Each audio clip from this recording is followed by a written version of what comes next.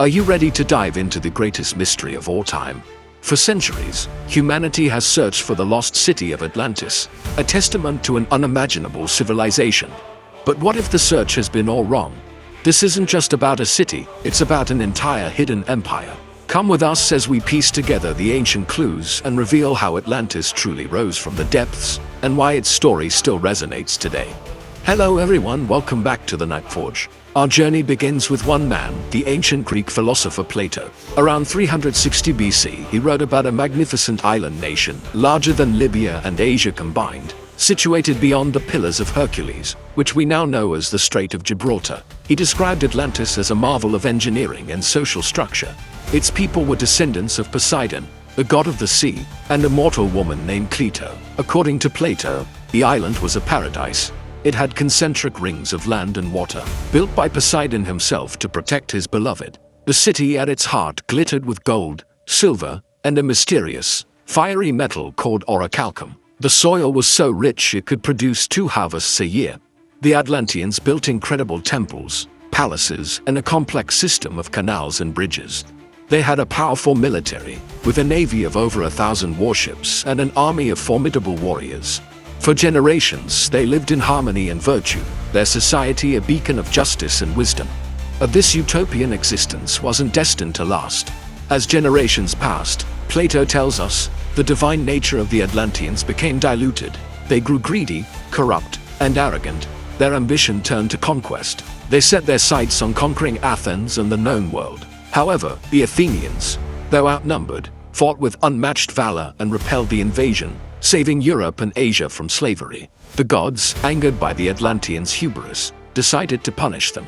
In a single dreadful day and night of fire and earthquakes, the island of Atlantis was swallowed by the sea, vanishing forever beneath the waves. Was Plato's story a historical account, a moral allegory, or something in between? For over 2,000 years, this question has captivated thinkers, explorers, and dreamers.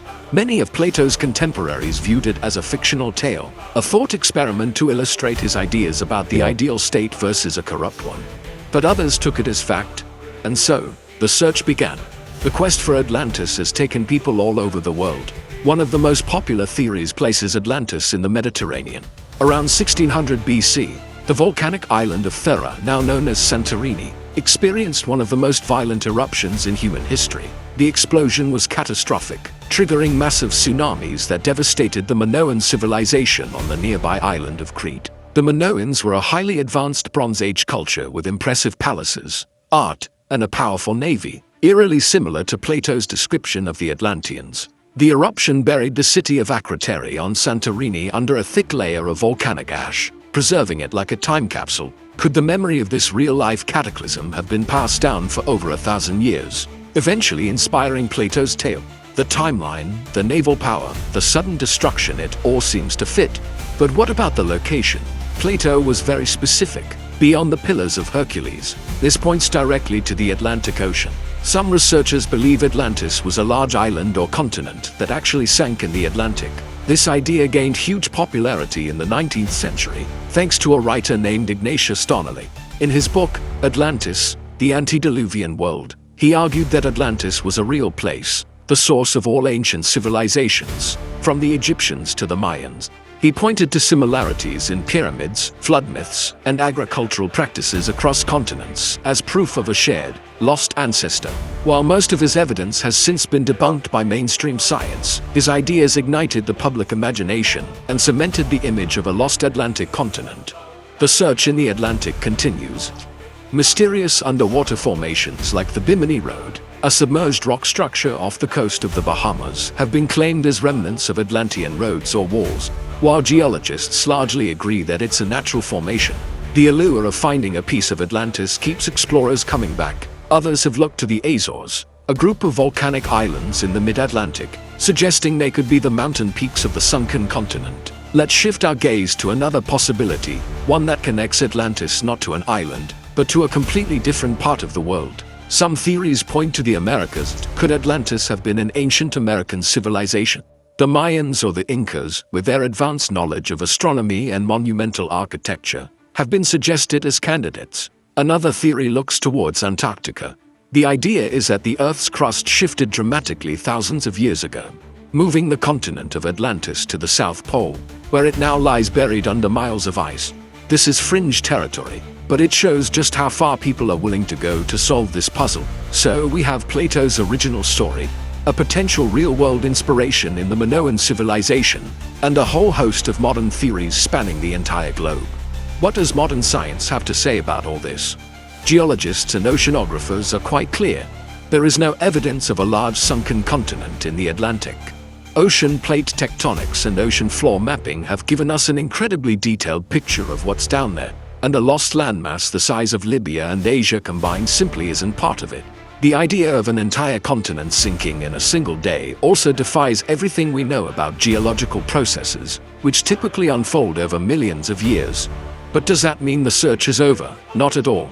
The mystery of Atlantis has evolved. It's no longer just about finding a physical place, it's about understanding the power of a story. Atlantis represents a lost golden age, a warning against hubris, and the tantalizing possibility that there are still great secrets hidden from us. Think about it this way. What if Atlantis wasn't a place, but a memory? A cultural memory of a real catastrophic event, like the end of the last ice age around 12,000 years ago. As the glaciers melted, sea levels rose dramatically, flooding coastal areas all over the world. Countless settlements would have been lost beneath the waves. Could the stories of these real-life deluges have merged over time into one epic legend? The legend of Atlantis. This theory, known as the Younger Dryas impact hypothesis, suggests a comet impact or airburst triggered this rapid climate change and mass flooding. It's a controversial idea, but it provides a global context for the kind of catastrophe Plato described.